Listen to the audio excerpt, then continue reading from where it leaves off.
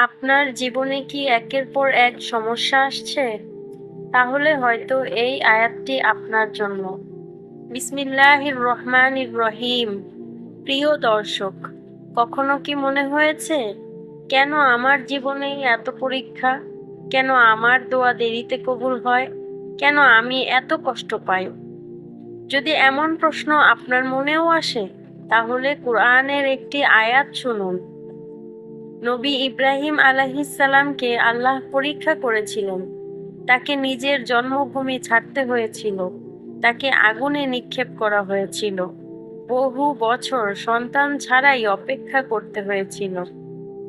কিন্তু তিনি আল্লাহর উপর ভরসা হারাননি।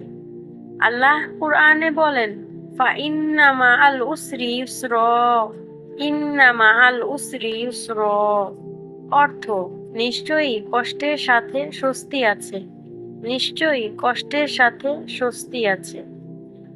খেয়াল করুন, এক আল্লাহ একবার নয়, দুইবার এই কথা বলেছেন। কারণ মানুষ কষ্টের সময় আশা হারিয়ে ফেলে, কিন্তু আল্লাহ চান আমরা আশা না হারাই। প্রিয় ভাই ও বোন, আজ আপনি যে সমস্যার মধ্যে আছেন, হয়তো সেটাই আপনাকে আল্লাহর আরো কাছে নিয়ে যাচ্ছে। হয়তো আজকের কান্নাই আগামী দিনের রহমতের কারণ হবে। তাই হতাশ হবেন না, নামাজ ছাড়বেন না, দোয়া বন্ধ করবেন না। কারণ যে আল্লাহ ইব্রাহিম আলাইহিসসালামকে আগুন থেকে রক্ষা করেছেন, তিনি চাইলে আপনার সমস্যাও দূর করতে পারেন।